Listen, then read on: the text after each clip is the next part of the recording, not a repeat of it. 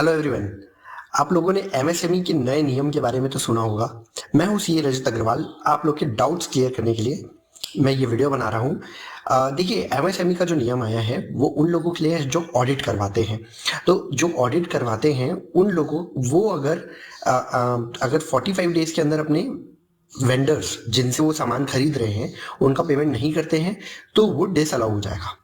तो अब देखिए ये इसकी कहानी क्या है वो हम डिटेल में समझते हैं। देखिए, सामने वाला जो एमएसएमई का रजिस्ट्रेशन उद्यम रजिस्ट्रेशन होना चाहिए जिससे कि हम परचेस कर रहे हैं, और वो माइक्रो और स्मॉल कैटेगरी में आना चाहिए। मतलब उनका टर्नओवर 50 करोड़ से कम का होना चाहिए, तब वो माइक्रो और स्मॉल की कैटेगरी में आएंगे।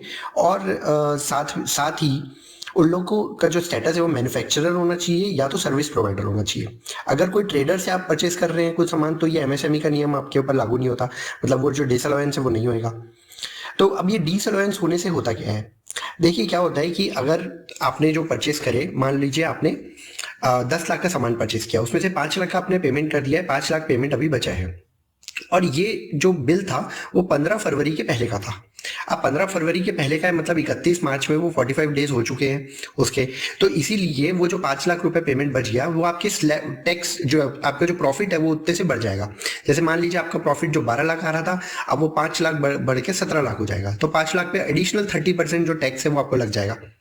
अब ये जो टैक्स है क्या ये वापस मेरे को मिलेगा क्या वापस जब अगर मैंने उसका पेमेंट कर दूंगा तो ऐसा नहीं है। आपको ये जो डिडक्शन है नेक्स्ट ईयर मिल जाएगा। तो मान लो अब नेक्स्ट ईयर आपका जो इनकम आ रही थी वो फिर से अगर मान लो 12 लाख रुपए आ रही थी नेक्स्ट ईयर जब आपने उसको पेमेंट किया, तो वो 12 लाख से 5 लाख रुपए माइनस हो जाएंगे, प्रॉफिट उतने से वापस कम हो जाएगा आपका। तो आपका जो प्रॉफिट है वो आ जाएगा आपका 7 लाख पे। पर अब यहाँ पे होगा क्या कि आपका जो टैक्स है वो यहाँ पे 30% की जगह 20% में बचा। तो भी आपको नुकसान तो होगा ही इस पे। तो कुछ ना कुछ नुकसान इसमें सहना पड़ेगा क्योंकि स्लैब रेट जो है वो अलग अलग रहते हैं। और अगर आपका 30% में ही फॉल करता है तो इस साल आप टैक्स ज्यादा पटा रहे हैं, अगले साल आप टैक्स कम पटा देंगे जब आप पेमेंट कर दे रहे हैं। तो उनके लिए कोई खास बात नहीं है, इसमें कुछ फर्क नहीं आ रहा है। जिनका जो स्लैब रेट्स में अगर फर्क आ रहा है तभी आपको इसमें दिक्कत जाएगी। अब इसमें अगर कोई बैलेंस, अब और लोग के डाउट आते हैं कि अगर बैलेंस पहले से चल रहा है, जैसे ओपनिंग बैलेंस खड़ा है, तो उनका भी डिसअलाउंस हो जाएगा क्या? तो नहीं, ओपनिंग बैलेंस का डिसअलाउंस नहीं होगा। अगर साल भर में ही अगर कोई खर्चे हो रहे हैं, या तो खर्चे या तो परचेज हो रहे हैं, उनका पेमेंट आपको 45 डेज के अंदर करना है। अब मान लो अगर कोई एग्रीमेंट में लिखा है कि हमको 60 दिन में ही हम पेमेंट करते हैं, तो क्या ये लागू होएगा क्या 45 दिन का नियम? नहीं, ये लागू नहीं होएगा। अगर एग्रीमेंट या बिल में अगर कोई दूसरी अवधि लिखी हुई है 60 दिन, 90 दिन या 6 महीना का अगर उसमें समय लिखा हुआ है तो वही लागू होगा।